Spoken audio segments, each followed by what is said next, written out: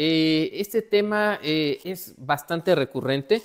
¿Por qué? Porque nosotros normalmente, ¿qué es lo que identificamos? Que el viscosímetro es un equipo casi de base, casi de ataque, vamos a llamarlo de esta forma, dentro de la industria, llámese química, alimentos, farmacéutica, pinturas, etcétera. Pero ¿qué es lo que conviene o lo que conlleva esto, no? Que al final de cuentas, como cualquier equipo, por buena práctica, nosotros debemos de realizar una verificación. En este caso, la verificación pues nos va a dar la seguridad o la confianza de que nuestro equipo nos está dando los parámetros reales para el cual fue diseñado. Recordemos que cuando hacemos una verificación no necesitamos alguna credencial en especial. Cualquier persona puede realizarla siempre y cuando pues también sepa cómo hacerlo, ¿no? Tenga este conocimiento. Entonces, de ahí es que partimos con este webinar y pues como todo, antes de llegar al punto de origen, pues hay que conocer pasos previos para identificar qué es lo que debo de tomar, qué valores o de dónde van a salir para poder realizar mi verificación en un viscosímetro. Recordemos que también no importa el modelo, no importa si es un equipo que tenga un año, que tenga 5, que tenga 30, que tenga 40. Nos han tocado ver equipos de hasta hace 50 años, en lo personal me ha tocado verlos y es gratificante ver que todavía funcionen. El principio es el mismo. Los valores los vamos a sacar prácticamente de la misma forma. Entonces, esto nos da el paso a entender que es una actividad sencilla y que vamos a ver a continuación. Entonces, como lo mencionaba, existen diferentes modelos de viscosímetros. Por eso es que nuestro slide se llama versiones y es importante identificar qué versión tenemos para saber de dónde vamos a sacar los datos, ¿no? Primeramente, pues, ¿qué es lo que vemos? Aquellos que sigan trabajando con este equipo, pues es el dial de un viscosímetro análogo. El dial, pues, es un disco en el cual nosotros vamos a tener un indicador que nos va a marcar un porcentaje de torque. Recordemos que estos equipos no dan la lectura de viscosidad, sino que nos dan el porcentaje de torque y para obtener la lectura tenemos que utilizar el Factor Finder o el buscador de factores, que es una tablita que viene incluida con el equipo. Después, ¿qué tenemos? Tenemos la carcasa o la tapa frontal de un viscosímetro DV-E. Estos equipos son todavía bastante comunes de ver en varios lados y es por eso que está aquí ejemplificado. Este ya es un equipo digital en el cual nosotros podemos apreciar que pues ya no tenemos la lectura de torque, sino que aquí sí tenemos la lectura de viscosidad de manera directa. Podemos ver qué velocidad tiene cuando lo estamos programando y la velocidad a la cual vamos nosotros a ejecutar nuestra prueba. El torque sigue apareciendo ahí y recuerden, el torque es una palabra que vamos a estar mencionando constantemente porque de ahí van a salir ciertos valores. Luego, ¿qué tenemos?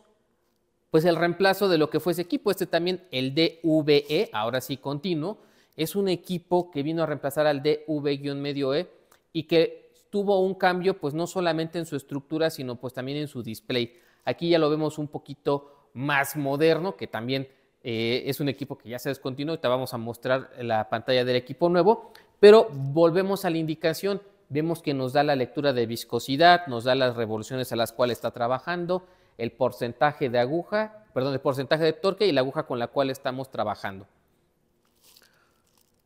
Lo que viene es el display del modelo DV1. Igualmente tenemos el mismo patrón de seguimiento.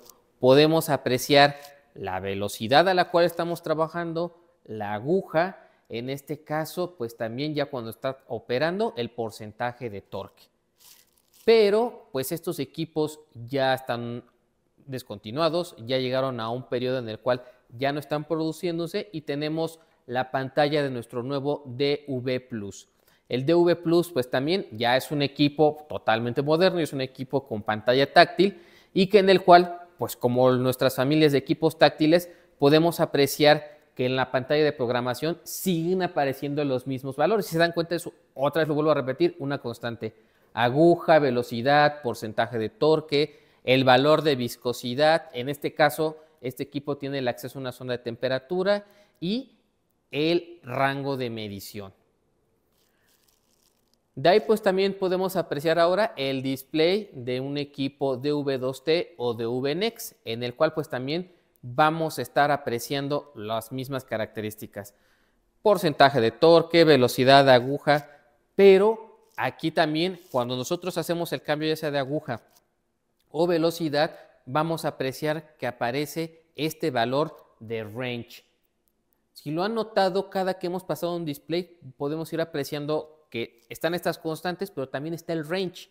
Y el range es importante porque lo vamos a ocupar para nuestra verificación. Entonces, aquí, ¿cuál es la opción? Identificar qué versión tengo yo de equipo y de dónde voy a sacar los datos. Normalmente los datos van a estar siempre presentes en nuestras pantallas de inicio de nuestros equipos o cuando estemos haciendo el cambio de una aguja o de alguna velocidad.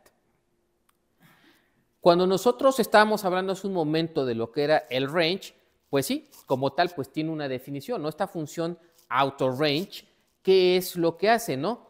En los equipos digitales nos va a nosotros a mostrar esta parte. El range va a aparecer en el caso de los equipos DV2T, DVNex, DV3T, cuando yo haga el cambio ya sea de aguja o velocidad.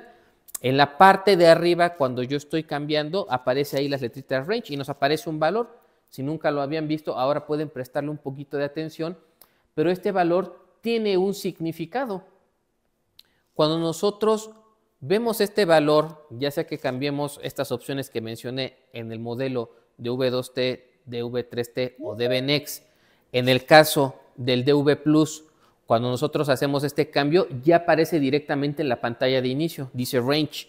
Cuando nosotros tenemos el equipo DV1, cuando hago el cambio de aguja y velocidad, vuelve a aparecer el range. Cuando tengo un equipo DVE, hay una tecla en el display que dice range y si la presionamos aparece ese valor. En el equipo análogo, pues no lo tengo. Ahí sí tenemos que hacer un cálculo que vamos a ver ahorita adelante, pero para los equipos digitales esto es más práctico. El range es el valor de viscosidad que yo voy a obtener conforme a la aguja y a la velocidad que yo haya programado en mi viscosímetro. Esto nosotros también lo conocemos en inglés como FSR, significa Full Scale of Range o escala total de medición en español.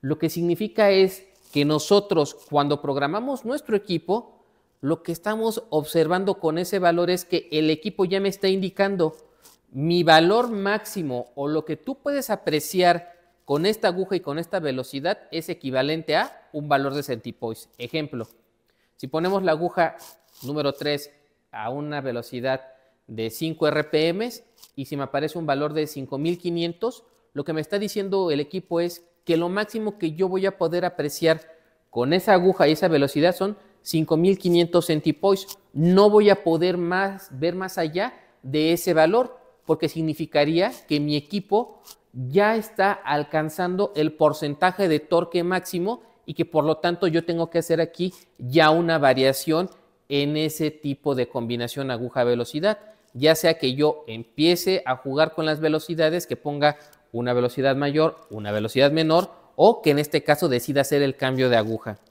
Por lo tanto, es por eso que nosotros cuando hacemos estas variaciones podemos apreciar que ese valor cambia, ese valor no es constante, va a ir cambiando conforme yo vaya haciendo estas modificaciones. Es importante identificarlo porque es un valor que a nosotros nos va a funcionar cuando estemos haciendo nuestra verificación del viscosímetro.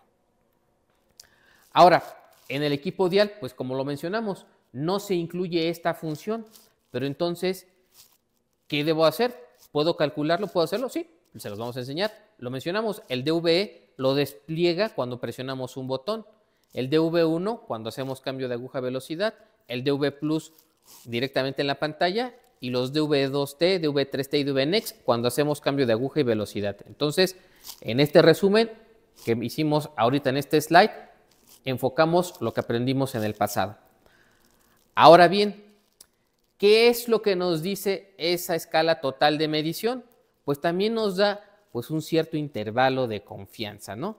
Entonces, ¿qué es lo que vamos a hacer? Vamos a tomar otro ejemplo, así como está en pantalla, y lo que hacemos ahí es lo siguiente. ¿Qué es lo que dice aquí? El intervalo de viscosidad específica y presión de la lectura. Ejemplo, si mi equipo me está diciendo que su escala total de medición, o sea, cuando yo pongo una aguja y una velocidad, me da un valor de 5000, yo sé que mi intervalo de confianza es desde el 10% de torque hasta el 100%, dejándome a mí que la escala mínima de lectura sea de 500 centipoise, porque equivale a lo que acabo de mencionar. En el manual de fabricantes se especifica esta parte. Ustedes, si quieren hacer la toma de una lectura, ¿qué es lo que va a decir? Bueno, pues tú pones tu muestra, pones tu aguja, pones tu velocidad, pero tienes que apreciar que tu lectura esté considerando por lo menos esta condicionante, este intervalo de confianza, que es entre el 10 y el 100%. Por eso aquí en el ejemplo, el 100 son 5000, el 10 son 500. Tengo pues un intervalo bastante amplio para confiar en la lectura. Sin embargo, también recuerden que tenemos una precisión. Todos los viscosímetros, sin importar si son análogos o digitales, manejan una precisión de más o menos el 1% de la escala total de medición, llevándole un valor numérico con el ejemplo que está en pantalla. Si yo sé que mi escala total de medición es de 5000 centipoise, el 1% de esa escala total o FSR son 50. O sea que yo sé que cuando tengo un valor, la precisión va a ser del 1% del valor que esté apreciándose en esa escala, o sea, de 50 centipoise. Ejemplo, si me dio la lectura 600 centipoise, pues sé que puedo tener una confianza, una precisión de 50 hacia arriba y 50 hacia abajo. O sea, si está en los 600, si está 650, está bien. Si está 550, está bien. ¿Sale? Entonces, esto es algo que nosotros debemos de aprender a apreciar porque son valores que nos da el equipo, pero muchas veces no entendemos de dónde salen o por qué están ahí. Ahora, esto es importante también identificarlo porque recordemos que nuestros equipos están divididos por rangos de viscosidad o rangos de medición. Cuando hablamos de esto, es que nosotros estamos identificando que mecánicamente los equipos son diferentes.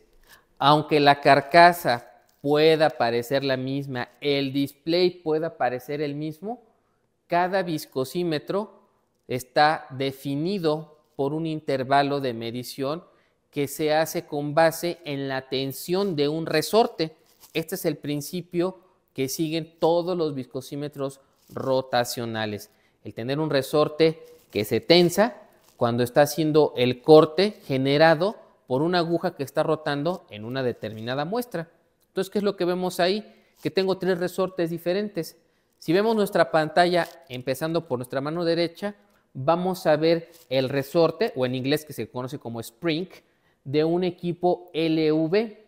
Si aprecian, pues es un resorte que no está demasiado grueso, es un resorte prácticamente delgado, pero que le permite, o el principio que tiene este equipo LV, es capaz de medir la viscosidad del agua, que sabemos que la viscosidad del agua es de 1 centipoise. De ahí del por qué, pues tiene que ser un resorte lo suficientemente delgado. ¿Para qué?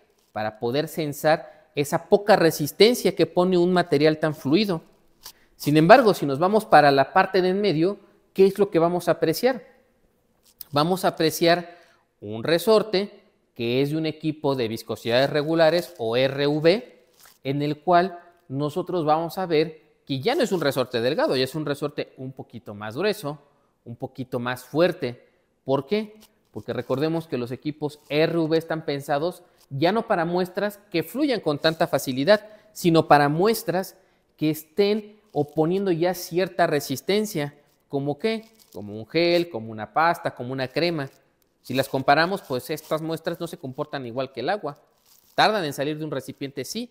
Tengo que aplicarles mayor fuerza para que se desplacen. Por lo tanto, un resorte como el primero que observamos o mencionamos, pues no me va a ser práctico, se va a tensar con facilidad.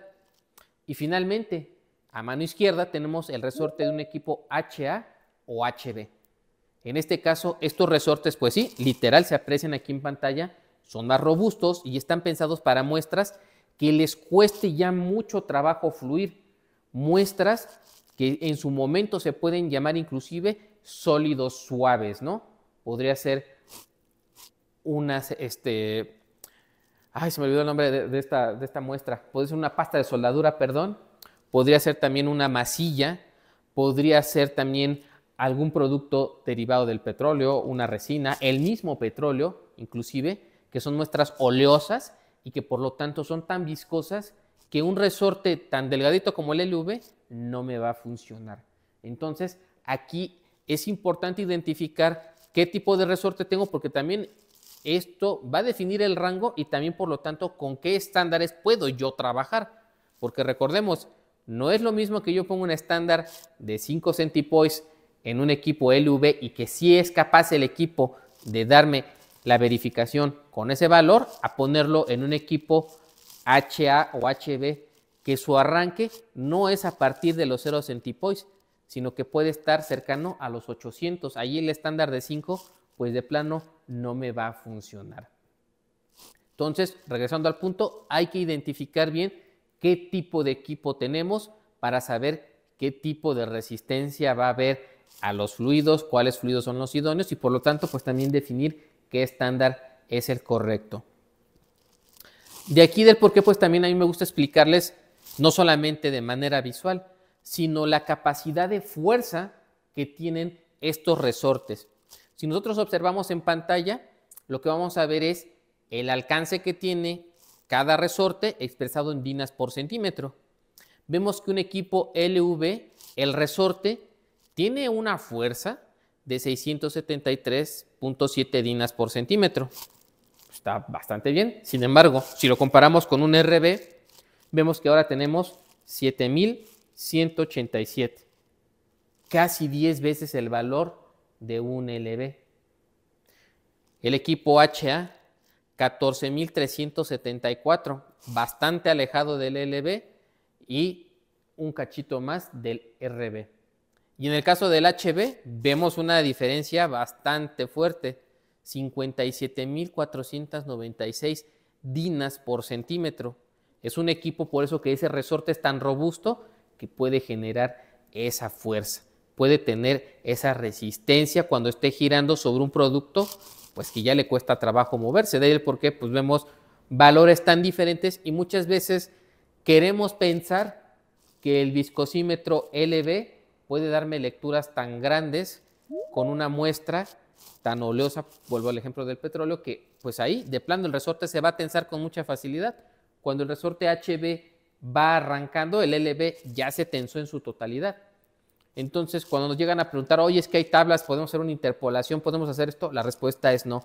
Cada equipo, mecánicamente hablando, es diferente, tiene un alcance de medición diferente. ¿Por qué? Porque el resorte, su corazón, su parte medular, pues va cambiando conforme la necesidad que se va teniendo. Y esto también va en función, pues, de los estándares, lo vuelvo a repetir. Tenemos estándares con diferentes valores y no todos los estándares se pueden trabajar con un determinado equipo. Existen también equipos con torques especiales, por ahí si hay alguien tiene uno, que son, por ejemplo, el 5 veces LV. ¿Existe ese equipo? Sí.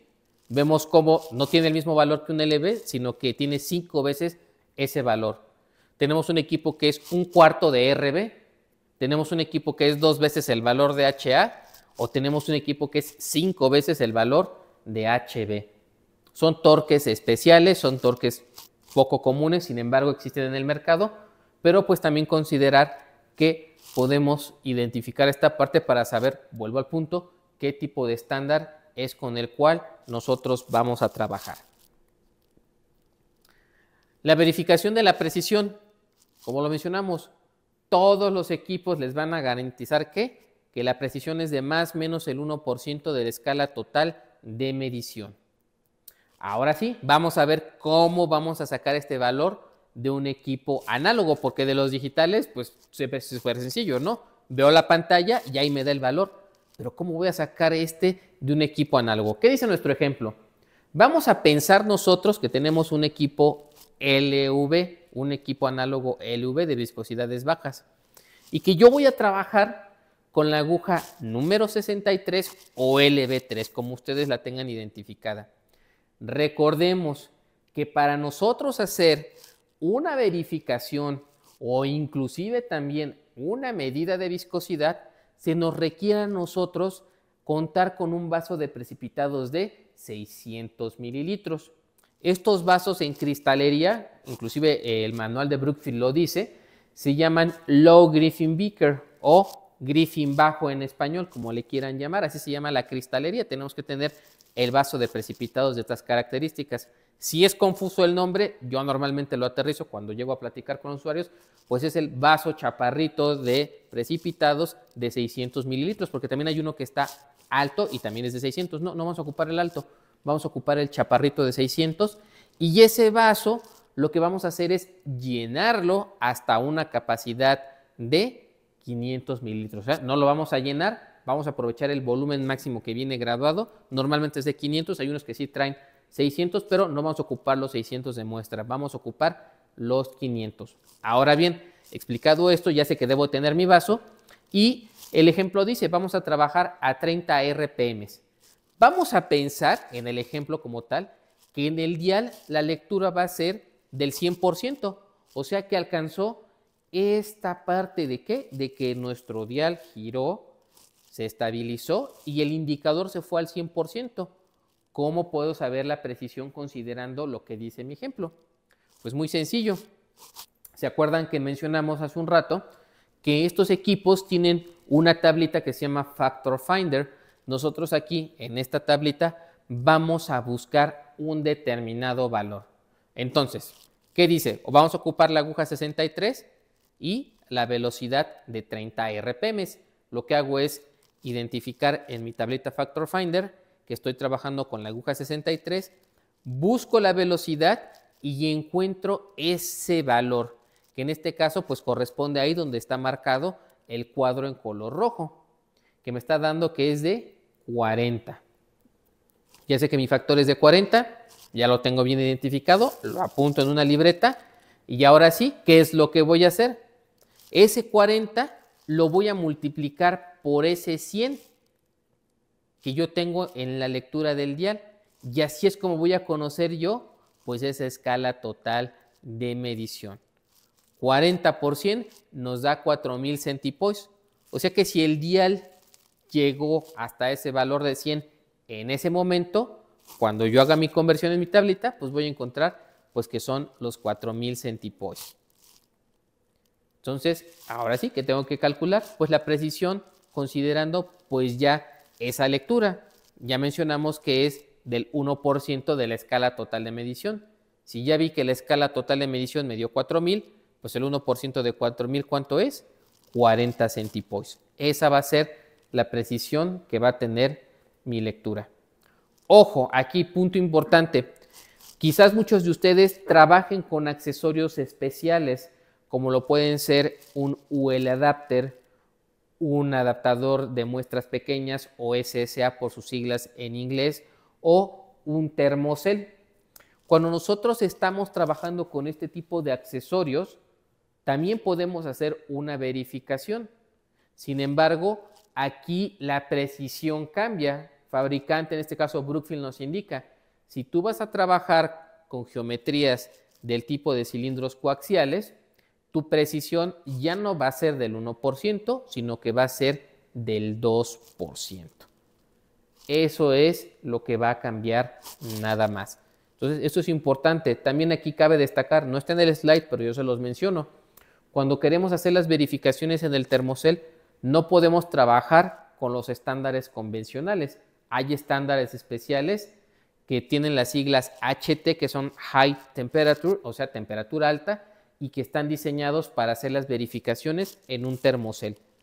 En el adaptador de muestras pequeñas, en el UL adapter, pues sí podemos hacer las mediciones a la temperatura correspondiente, que es 25 grados centígrados, pero para el termocel sí quiero aclarar que hay estándares especiales. Entonces aquí nuevamente vemos, así es como ustedes, si en algún momento llegaron a guardar esta tablita, así es como se aprecia el Factor Finder, ¿no? Inclusive ahí también viene un ejemplo, en el caso de que no sepan cómo ocupar esta tablita, las instrucciones son muy claras y nos dice pues cómo sacar el valor considerando estas condiciones. Con los que tienen un equipo análogo, si esta tablita no la tienen, no se espanten, también en los equipos más recientes viene la tablita y también viene un sticker, ¿no? En el pasado también solía venir el sticker, pero no lo pegaban y guardaban la tablita, y sí hemos visto tablitas amarillas y todo funcionales, no han cambiado, siguen siendo las mismas, y les recuerdo, si la llegaron a perder, pues también tienen los stickers, ¿no? Muchas veces, por cuestión de práctica, pues como sabemos que la tablita puede llegarse a perder en algún lado en particular, es mejor pegarle la estampa en la parte de arriba de nuestro dial y pues ahí ya la tenemos a la mano, ¿no? No va a haber problemas si sucede esta cuestión, ¿no? Pero aquí, lo vuelvo a repetir, viene muy claro el ejemplo nuevamente de cómo obtener la escala total de medición en un equipo análogo. Recordemos, en el equipo digital es totalmente sencillo porque ya aparece de manera directa. Ahora bien, recordemos que no solamente debemos de conocer la precisión de nuestro equipo, sino también conocer la precisión de nuestro fluido. En el caso particular voy a hablar específicamente de los estándares de verificación o calibración que se comercializan a través de Ametek Brookfield. En este caso, los estándares de Brookfield, que son siliconas de uso general, sabemos que su valor también es del 1%. Esta precisión que van a tener es de esto, 1% de lo que se especifica en el certificado. Recuerden que sus estándares, cuando ustedes los adquieren, siempre vienen asociados o dentro inclusive del recipiente viene su certificado de calibración. En caso de que no esté el certificado, pues también estos mismos valores se replican en la caja donde viene contenido el estándar. Normalmente les dice el valor real, la temperatura a la que se está obteniendo ese valor y el número de lote, ¿no?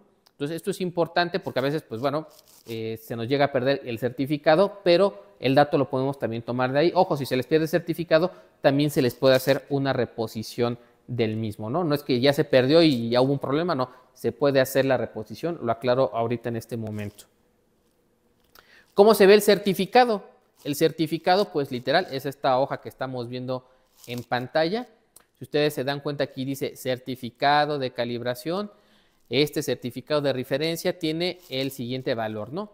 Valor de 6,000 centipoise. Número de lote, fulanito de tal, que en este caso ya aparece 050321.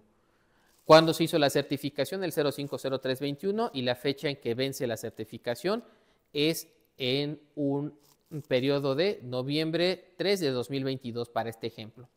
En la parte de abajo vamos a encontrar su valor de viscosidad real, la temperatura a la cual se hizo, que en este caso nos ejemplifica, nos dice, puedes tomarlo a 25 grados centígrados o su equivalente en Fahrenheit, que son 77.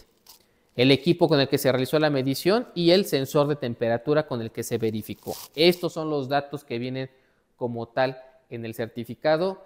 El certificado no es personalizable, o sea, ejemplo, si usted, oye, quiero que le agregues un dato extra, esto no se puede hacer, ya viene solamente en este formato, ¿no? O sea, es un formato que maneja directamente el fabricante. Entonces, ojo, esta hojita siempre viene dentro de la caja donde está su estándar de viscosidad. Ahora, si ya sé que el valor de la precisión del fluido es el 1%, pues vamos a tomar de referencia el certificado del ejemplo que está aquí en pantalla. Si yo sé que mi estándar de 60,000 centipoise a 25 grados centígrados y que su valor real es de 60,670, si yo quiero conocer su precisión, pues hago una simple multiplicación. Yo sé que es el 1% de ese valor, 60,670, sé que esa precisión equivale a 606.70 centipoise.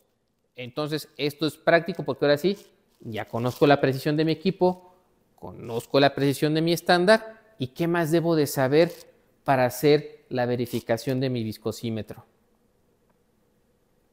Pues vamos a hacer lo siguiente, la precisión en la medición. Ahora sí, ya tengo los dos elementos. ¿Qué es lo que dice el slide? Para hacer la precisión o considerar esta medición de verificación, debo yo de contar con la precisión de mi equipo y con la precisión de mi estándar. Ya vimos cómo se obtienen, ya vimos de dónde salen los valores. Entonces, ¿qué dice mi ejemplo? Supongamos que yo tengo un viscosímetro digital DV2T-HA, que lo voy a trabajar a 30 RPM con la aguja HA4 y que voy a utilizar un fluido de verificación de 1000 centipoise y yo lo voy a temperar a 25 grados centígrados porque claramente el certificado del estándar me dice que sea 25 grados. Ok, voy a sacar la precisión del viscosímetro, me meto a mi pantalla, veo la escala total de medición, saco la precisión y obtengo el valor de 133.33. Luego, sé que mi estándar es de 1000 centipoise. Veo mi certificado, saco el 1% y ya sé que son 10. La precisión de la lectura, ¿qué es lo que debe de considerar? Pues la precisión es la sumatoria tanto de la precisión del estándar como de la precisión de mi viscosímetro en su escala total de medición, considerando esa aguja y esa velocidad, que son 30 RPM y aguja HA4. Hago la sumatoria, veo que son 143.33. Ahora bien, ¿qué es lo que también debo de considerar? Pues que yo sé que ya mi fluido de verificación son 1000 centipoise. Sé que la precisión de la lectura es esta sumatoria y ahora sí, si mi lectura está entre 856.67 y 1143.33, significa que mi equipo estará funcionando de manera correcta. ¿Por qué? Porque lo que estoy haciendo es hacer un límite inferior y un límite superior. Este límite, ¿cómo se hace? Pues es meramente lo siguiente. Al valor de 1000 centipoise le resto la precisión de la lectura y obtengo ese 856.67. Al límite superior hago lo siguiente, considero el valor de los 1000 centipoise, pero en vez de resta ahora hago una sumatoria, le agrego los 143.33 y ahora sí ya tengo el inferior y el superior. Estos son puros cálculos, pero en la realidad, ¿cómo lo voy a comprobar? Pues ejecutándolo, poniendo efectivamente ese estándar de 1000 centipoise y viendo si la lectura que refleja el viscosímetro entra dentro de estas consideraciones. Esa sería la parte práctica, pero en la parte teórica yo debo de cumplir al menos con esas especificaciones. Ahora, punto importante, cuando yo voy a hacer la verificación, por lo menos, debo de considerar hacer este ejercicio por triplicado, pero no por triplicado con las mismas condiciones. Va a haber una variable que yo voy a mover. En este caso es la velocidad. Si yo voy a hacer la verificación, por lo menos debo de considerar jugar con 3 velocidades. Entonces aquí podría ser 30, 40 y 50. En el ejercicio pues veríamos cuáles son los intervalos. Sacar la precisión, o sea, hacer lo mismo, porque ya claro que moviendo una variable, como lo mencionamos, ya sea aguja o velocidad, pues va a cambiar el valor de la precisión del viscosímetro. Pero la aguja no nos van a pedir que la cambiemos. De hecho, lo que estamos haciendo, inclusive para los que han trabajado un proceso de calificación, es lo que nos piden. El cuadernillo de calificaciones del fabricante, cuando se hace lo que es el PQ o Performance Qualification, ¿qué es lo que nos está indicando? Pues esto mismo. Si tú quieres verificar que tu equipo está funcionando en condiciones correctas, debes hacer este ejercicio por triplicado. Algunos lo quieren por más puntos, son libres total de hacerlos, pero por lo menos, con 3 es más que suficiente. ¿Y por qué con 3? Porque con 3 ya podemos construir un gráfico y ver efectivamente si hay una desviación en nuestro viscosímetro. Podemos ver 3 puntos en este espectro y considerar si está correctamente midiendo o si tiene quizás un punto crítico que haya que verificar o revisar, pero ya en un servicio de mantenimiento. Porque recordemos, yo puedo verificar, pero no puedo arreglar el equipo. De eso ya se encarga un técnico especializado para que el equipo regrese a las condiciones para las cuales fue diseñado. Entonces, también que hay que considerar aquí, lo mencioné, el estándar viene con una temperatura de referencia en su certificado y es de 25 grados centígrados. También con esto conlleva ¿a qué? A que debo de considerar un equilibrio térmico en el estándar. O sea, el equipo, bien o mal, pues sí me da el valor, no tengo que hacer algo más, pero el estándar sí es importante que nosotros conozcamos o consideremos, mejor dicho, pues cuánto tiempo lo debo de dejar yo ahí para que esté en una condición de atemperamiento, que la temperatura sea homogénea en todo el sistema, o sea, en ese recipiente donde yo lo contuve. Cuando nosotros trabajamos con estándares que van de valores desde 5 hasta 500 centipoise, por lo menos debemos considerar dejarlos 1 hora a temperatura constante.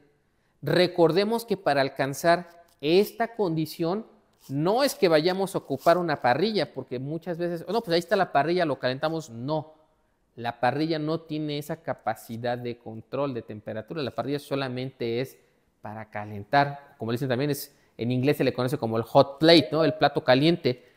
A mí no me conviene dejarlo ahí porque no estoy teniendo un control.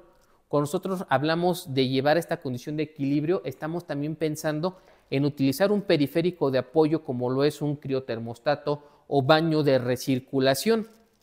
En este caso son accesorios o son equipos, mejor dicho, en los cuales yo voy a tener mi sistema, que es mi estándar, atemperado de manera constante y controlado mediante un fluido que va a ser un intercambio térmico.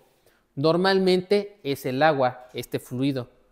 Tenemos el sistema, está cerrado y lo que nosotros podemos apreciar es que está este control porque este equipo sí está diseñado para tener estas condiciones de atemperamiento. Podemos decir, en el equipo, yo pongo un set point de 25 grados centígrados, pongo mi sistema, que en este caso es mi estándar, lo dejo en un periodo de 1 hora y puedo revisar yo que estén los 25 grados centígrados constantes sin ningún problema. Entonces, esto, ojo, importante, hago el énfasis de que se haga pues con este periférico de apoyo. Les digo, las parrillas, inclusive también nos ha tocado ver que utilicen baños Marías. El baño María no tiene esta capacidad tampoco. No es lo mismo un baño María que un baño de control de temperatura. Recordemos que el baño de control de temperatura es un equipo que puede tanto calentar como enfriar. El baño María no tiene estas capacidades, ni tampoco la parrilla. Entonces, ya, regresando al punto, sé que tengo que dejarlo 1 hora en este tipo de equipos. En un estándar que va desde los 1000 hasta los 12500, por lo menos 2 horas. Y en estándares que van desde 30000 a 100000, 4 horas por lo menos. ¿Qué es lo que estamos observando aquí? Que a mayor viscosidad, entre más viscoso sea mi fluido, lo voy a tener que dejar más tiempo. ¿Sale? Esto es importantísimo porque luego se piensa que, el estándar de 30000 hazlo en 5 minutos. No, no es que se haga en 5 minutos. Debemos de considerar un cierto periodo para alcanzar el equilibrio térmico total en todo nuestro sistema y que efectivamente ahora sí, el valor que aparece en el certificado, pues sí nos pueda coincidir con lo que vamos a ver en la medición de nuestro display o de nuestro dial de nuestro viscosímetro. Entonces es importante, no dejen caer esto, no lo dejen tan a la ligera. El control de temperatura es importantísimo, no solamente para la verificación de mi viscosímetro, sino también para la medición cotidiana de nuestras muestras. Recuerden que la temperatura es el peor enemigo de la viscosidad y por eso hacemos énfasis, porque en el estándar también esto no puede quedar a la ligera. En el caso de equipos especiales como lo son los conoplatos o el equipo KU, necesitamos también tener otro tipo de consideraciones. Aquí los estándares son diferentes. Aquí los estándares no son de silicona. Para el caso del CAP 2000 o del KU3 son estándares de aceite mineral. Para el viscosímetro Wells Brookfield o conoplato, ahí sí podemos ocupar el estándar de silicón. Ahora, como vamos a ocupar volúmenes tan pequeños, ya no requerimos de dejar tanto tiempo la muestra. Recuerden, si es mucho el contenido, pues claro que requiere una mayor estandarización. ¿Por qué? Porque no es lo mismo ceder o dar energía a una muestra tan grande a dar una muestra pequeña. Cuando trabajamos con estos equipos, de 10 a 20 minutos es suficiente. En el caso de ¿qué? Del conoplato Wells Brookfield, del conoplato CAP 2000, del UL Adapter, adaptador de muestras pequeñas. En el caso del KU, que son los viscosímetros Stormer, que son específicamente para el área de pinturas por el cumplimiento de la norma ASTD 562. Estos estándares, que son estándares que vienen en unidades Krebs, se deben de considerar por lo menos de 1 a 2 horas para poder hacer la verificación, ¿sale? Entonces sí hay que ver, pues no solamente tenemos una opción, sino hay para otros equipos, pero en todos se nos pide tener bien claro que el atemperamiento, el equilibrio térmico es muy importante.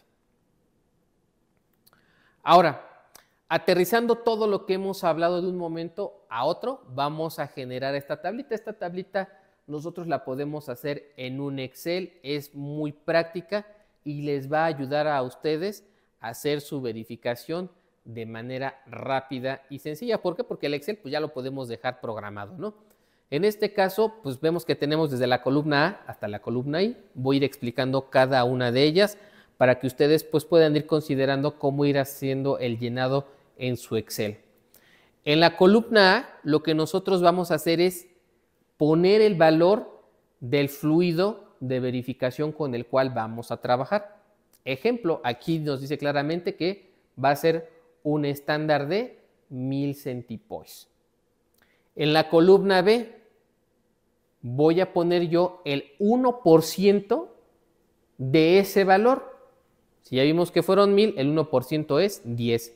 Como lo ven, está por triplicado. El estándar no lo voy a cambiar. Por eso es que ese valor se repite. El instrumento, pues es el rango RB. No voy a cambiar de instrumento, pues también aparece igual por triplicado. Pero sí que voy a cambiar la columna E. Aquí sí yo voy a tener un juego de ¿qué? De diferentes velocidades. El ejemplo dice 10 RPM, 20 RPM, 40 RPM.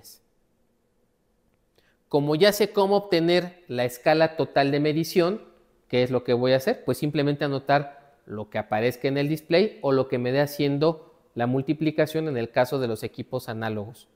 Aquí que nos dice, con la aguja número 2 a 10 RPM en un equipo RB, tengo una escala total de medición de 4000. En el caso de 20 RPM son 2000. Y en el caso de 40 RPM son 1000. Esa es la columna F. La columna G es el 1% de la columna F, 40, 20 y 100 respectivamente. Y la columna H. La columna H, esta no la podemos llenar sino hasta cuándo, sino hasta que nosotros ejecutemos la medición directamente en nuestro equipo. Entonces, ¿qué es lo que voy a hacer? Ya programé la aguja número 10, le pongo Start a mi equipo, empieza a rotar, empieza a dar la lectura. Yo tengo que esperar a que se estabilice, denle por lo menos un tiempo de 30 segundos, un minuto para poder tomar tanto la lectura de torque como la lectura de viscosidad, que son la columna H e I respectivamente. Aquí esto es un caso ideal, yo le puse que en todas me diera 1000, pero el porcentaje de torque y la lectura pues van a ser diferentes, van a variar un poco. Aquí en el ejemplo, lo vuelvo a repetir, yo puse que todas dieran 1000, ese sería el caso ideal, pero sabemos que eso muchas veces no va a suceder, van a encontrar valores con una pequeña variación, pero siempre deben de empatar con lo que vamos a calcular en la tabla que está abajo. En la tabla que está abajo voy a poner para identificar nuevamente mis velocidades, pero ahora vamos a hacer lo que vimos en 2 slides pasados. Vamos a construir el límite inferior y el límite superior para poder identificar si mi equipo está dentro de estas condiciones. ¿Cómo lo voy a construir? Por eso les decía, en un Excel se programa bastante sencillo. El límite inferior es igual a la columna A menos el valor de B más el valor de G. O sea, como lo vimos hace un rato, estoy haciendo la sumatoria de la precisión tanto de mi equipo como de mi estándar. Una vez obtenidos estos valores, ya tengo mi intervalo de confianza y construyo mi límite inferior, ¿no? Que en este caso son 950, 970 y 980. La columna que dice Reading, ahí yo solamente voy a replicar lo que está en la columna ahí, se van a jalar esos valores. Y posteriormente voy a hacer mi límite superior. El límite superior volvemos al punto, es igual de sencillo, es la columna A más el valor de B más G. Lo explicamos hace un rato. Es la sumatoria de las precisiones nuevamente, pero ahora en vez de restarlas, las voy a sumar para obtener ese límite superior, que para el ejemplo son 1050, 1030 y 1020. Si veo que los valores representados en la columna I están dentro de estos límites, pues el equipo está pasando sin ningún problema la verificación. Por eso es que dice, pues pasó, pues sí, verdadero, verdadero, verdadero, pasó. Ningún punto se salió. Si algún punto me hubiera dicho, por ejemplo, en donde dice 40 RPM, límite inferior 980, límite superior 1020, y que me hubiera salido 1021, significa que ahí el equipo ya tiene una desviación. Ya se está saliendo, por mínimo que sea, se está saliendo. Igualmente, si dijera en vez de 1000 y me marcara 970, en ese punto de 40 RPM, pues sí, ya tiene un sesgo más grande. Ahí ya estamos viendo que pues está 10 centipoise por debajo del límite inferior. Y por lo tanto también estamos viendo que no está pasando. Si nos da un valor diferente que está fuera de los límites, ahí el equipo inmediatamente es candidato ¿a qué? Pues ya a una verificación de revisión con algún técnico. ¿Por qué? Porque ya no podemos confiar. El chiste es que los 3 puntos pasen. Si yo se los comentaba, si ustedes quieren hacer más de 3 puntos, tienen la total libertad de hacerlos. Inclusive pueden tener una gráfica más grande y darse una idea de si el equipo pues está bien efectivamente en todos esos puntos. Les comento que mis compañeros de servicio técnico pues hacen un barrido más grande. Ellos hacen por lo menos 10 puntos cuando mandan sus equipos aquí a verificación y prueban desde los torques permitidos, que son desde 10 hasta casi los 100. Ellos les dan esa certidumbre de que pues el equipo está pasando en esos puntos. Pero volvemos al punto, ahí es porque aquí estamos ya trabajando con el equipo, se está ajustando. ¿Y por qué lo hacemos de esta forma? ¿Por qué se trabaja sin equipar? Porque queremos que cuando ustedes lo manden a calibrar, pues la persona que va a calibrar va a hacer un ejercicio bastante similar a lo que acabamos de apreciar ahorita. Entonces, esta es la forma en que nosotros vamos a verificar nuestros equipos.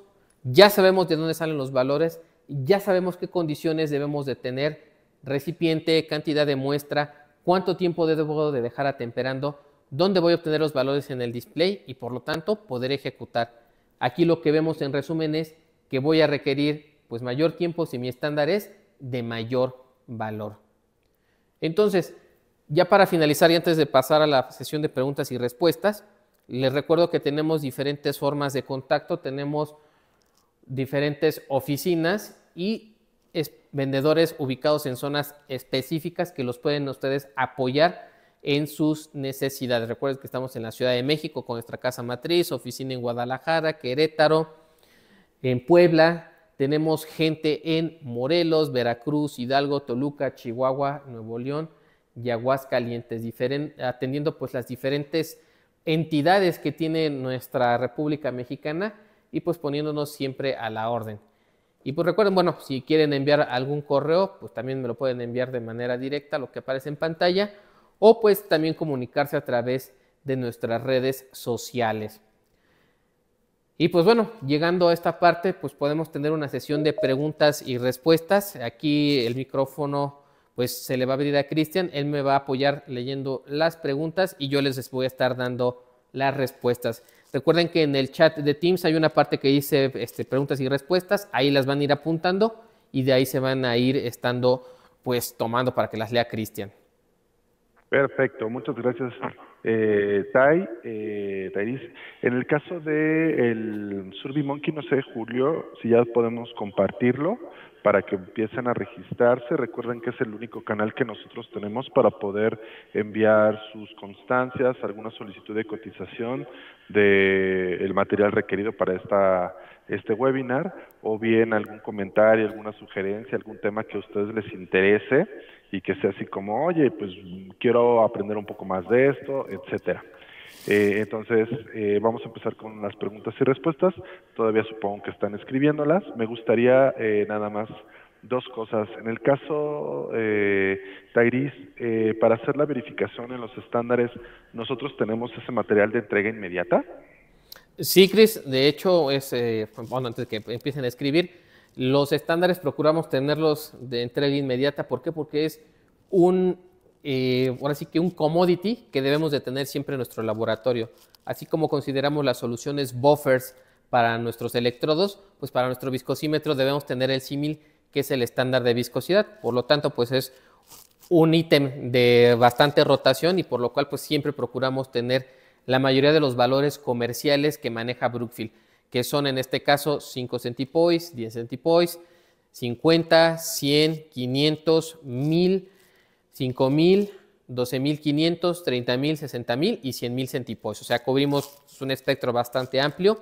Y pues en el caso de los estándares especiales como lo son para los equipos KU, para los equipos Krebs, que son los Stormer, o para también los reómetros, porque también recordemos que en Brookfield tenemos reómetros, esos son por pedido, ¿no? No hay tanta demanda, pero pues los pueden conseguir también con nosotros. Excelente, entonces todos de entrega inmediata. Y bueno, vamos a empezar con la primera pregunta. Nos dice María Elena Camacho, para el modelo RB, ¿qué estándares recomiendas? Ok, de hecho, esa pregunta me gusta mucho porque sí, hay ciertas recomendaciones que nos da la libertad Brookfield de hacerlas.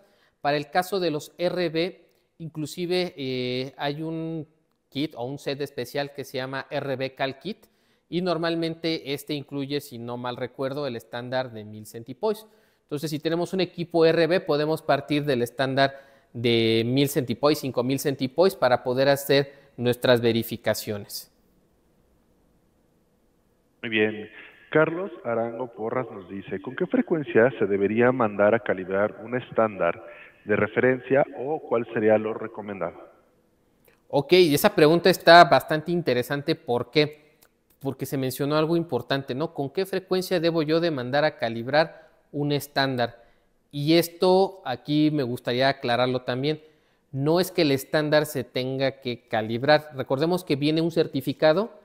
El certificado tiene una vigencia, una expiración, pero también, esto no lo mencioné, ahorita lo voy a mencionar ahorita, que es el estándar caduca realmente.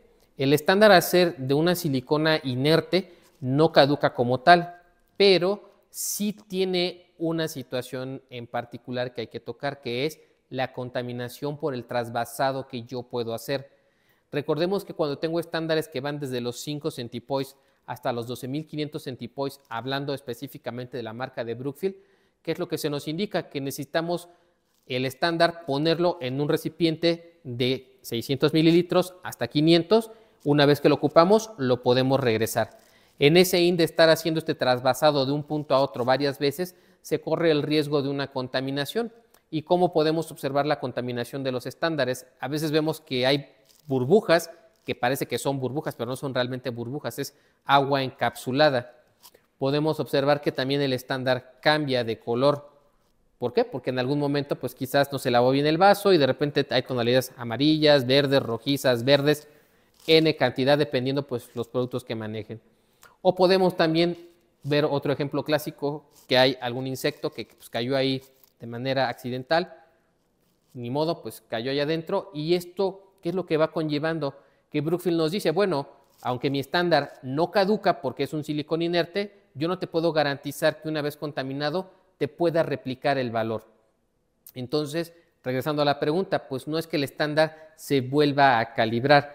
Muchas veces lo que se recomienda es, bueno, una vez que alcanza la vigencia que tiene ese certificado, lo recomendable es comprar uno nuevo. Yo aquí en México no conozco alguna entidad que vuelva a recalibrar el estándar o que les dé esa certificación o esa certeza de que el estándar va a tener ese valor. Entonces, una vez vencido el certificado que aparece en nuestro estándar, llegando a esa fecha de tope, pues ya no podemos hacer mucho. Aunque es un estándar que podemos seguir trabajando, porque lo vuelvo a mencionar, si no se contamina, es más, inclusive si nunca se abrió y lo dejé ahí, lo puedo ocupar, pero para cuestiones legales sí vamos a tener un tema, porque recuerden que cuando estamos hablando de que nos auditan, pues nos van a pedir justamente los certificados de los materiales de referencia con los cuales estamos trabajando. Y si bien que el certificado pues está ya vencido, que ya expiró, que está caduco, pues ahí vamos a tener un tema, ¿no? De ahí la recomendación es pues comprar uno nuevo. Excelente. Oscar Soto Alemán dice, buen día.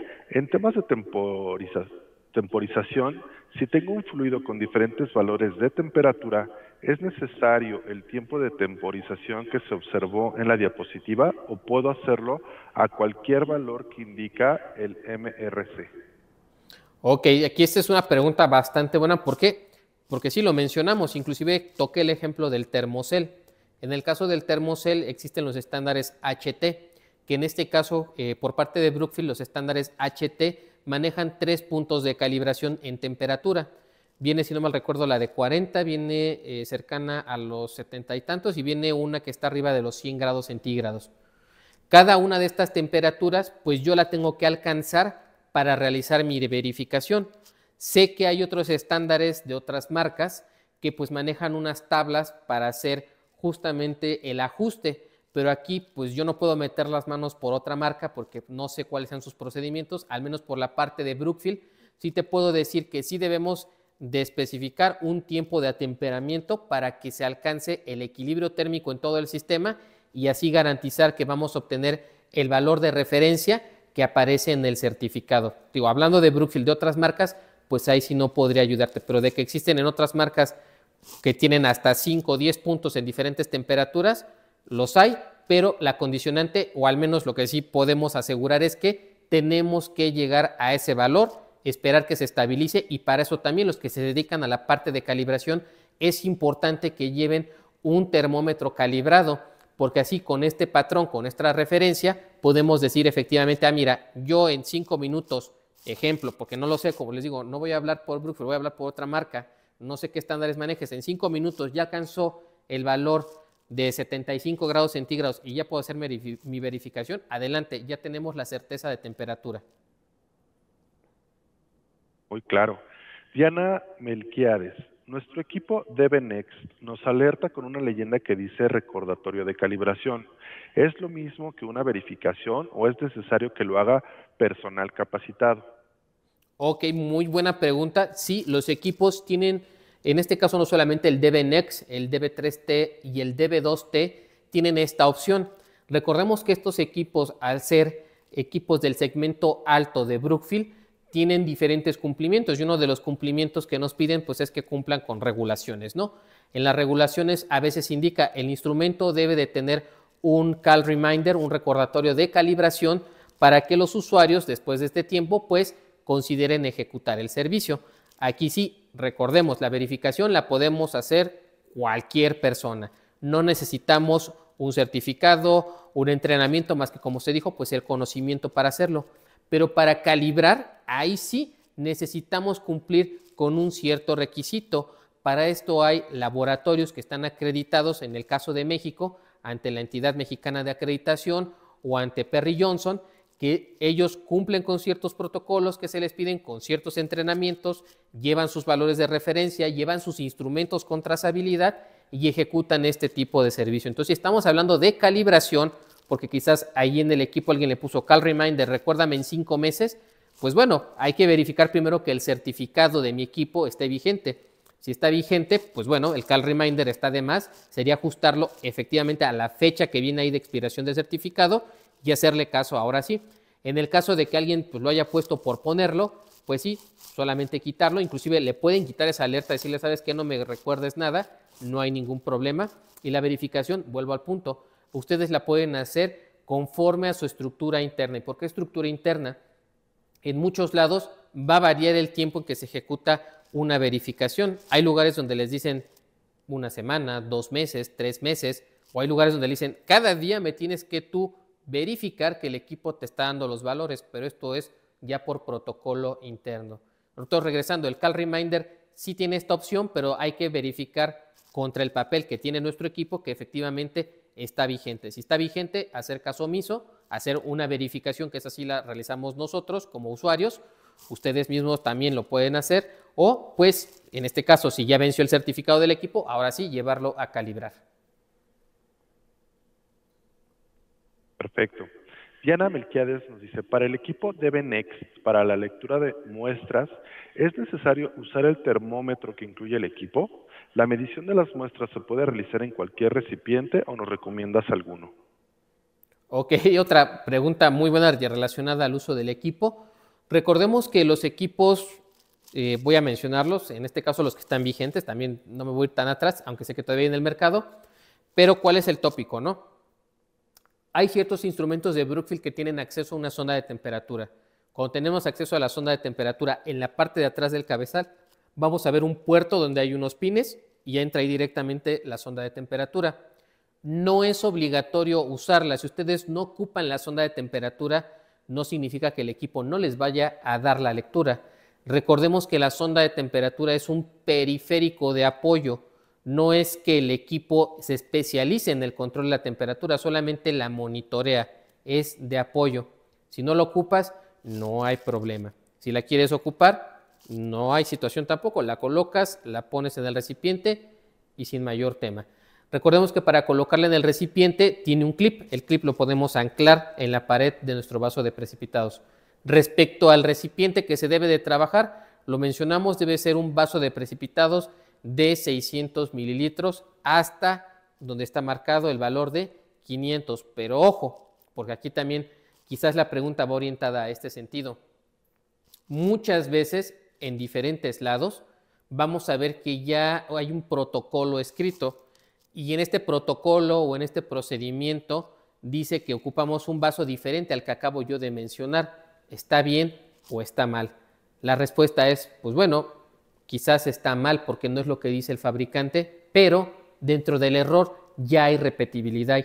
Hay tantas bases de datos ya realizando ese método con esas instrucciones, con ese vaso, que pues bueno, podemos considerar esta repetibilidad es buena, dentro del error hay asertividad. Ya pasé tantas veces por ahí que sé si está bien o está mal. Sin embargo, la recomendación directa de fabricante, y que inclusive no es una ley que yo haya escrito, sino que ustedes en sus mismos manuales pueden verificar, dice que es un vaso de precipitados de 600 mililitros Low Griffin.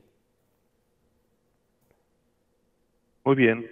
Sandy Ruiz San Pedro nos dice, ¿qué recomendaciones nos das para el desecho de los estándares de calibración? Ok, esa es una buena pregunta. Normalmente los estándares tienen una hoja de seguridad. En la hoja de seguridad podemos consultar qué podemos hacer con ellos, qué tan reactivos o qué tan inertes son y sobre todo pues el control en los laboratorios, porque sí podemos tener una cantidad vasta ya ahí de recipientes que, como les digo, sigue siendo un inerte, pero para su desecho pues sí debemos de seguir ciertas consideraciones.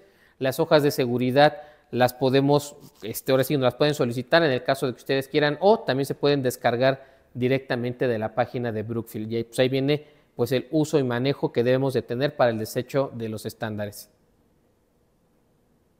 Perfecto. Brian Samuel Silva nos dice, buen día, menciona que la verificación es por protocolo interno. ¿Cuál es la frecuencia sugerida para la verificación? Al cambiar rangos de medición por frecuencia de uso, gracias. Ok, pues sí, como lo mencionaba, esto va a ser, perdón, esto va a ser dependiendo los protocolos internos de cada empresa. Pero si nosotros de manera personal queremos, oye, pues, a lo mejor tengo la libertad o me están sugiriendo que cada cuándo lo podemos hacer, con que hagamos una verificación cada 8 días es más que suficiente. En algún punto el equipo también nos puede indicar si está fallando o no.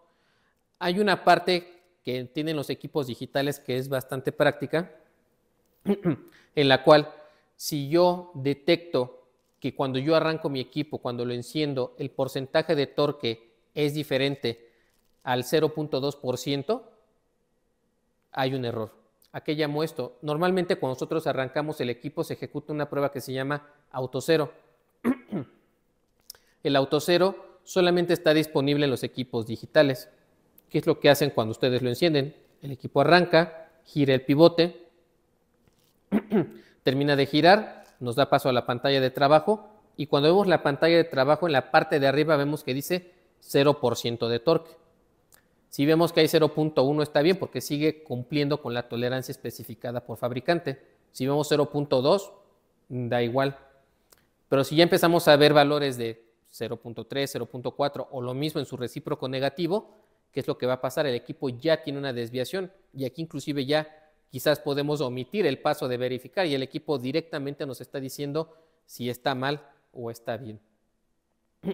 Como lo decía, puedes establecerlo cada 8 días, puedes hacer la verificación del auto cero y con esto pues hacer un complemento y ya establecerlo pues también de una forma.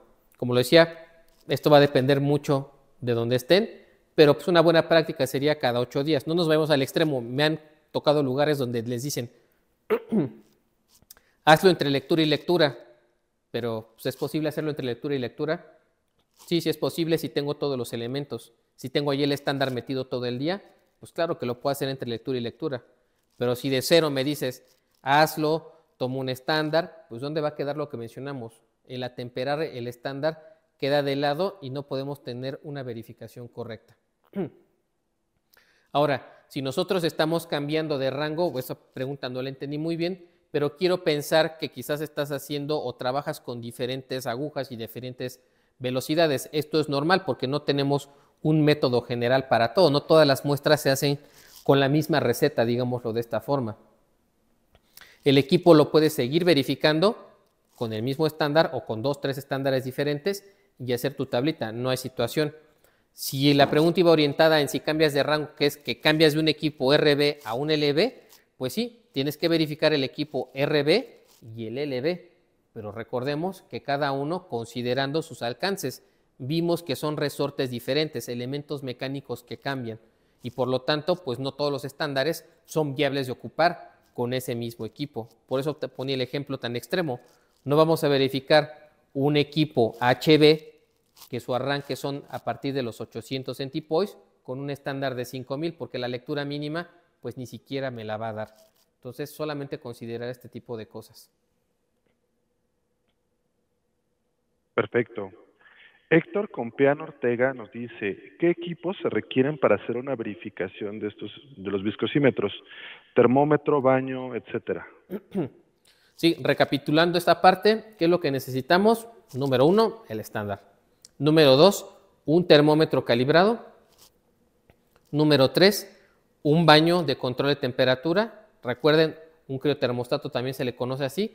Son todos aquellos equipos que cuentan con una forma de calentar, que en este caso es por resistencias, y un modo de enfriar, que son en este caso, los compresores y un tubing que lanza pues un gas de enfriamiento, ¿no? Así es como controlamos a través de estos equipos.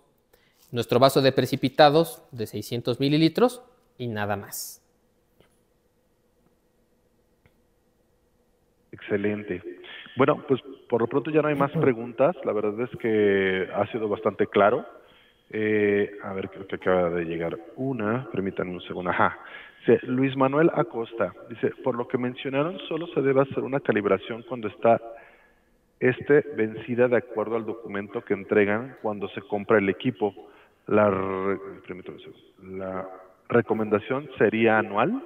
Otra pregunta, ¿el servicio de mantenimiento preventivo qué incluye? Frecuencia recomendada.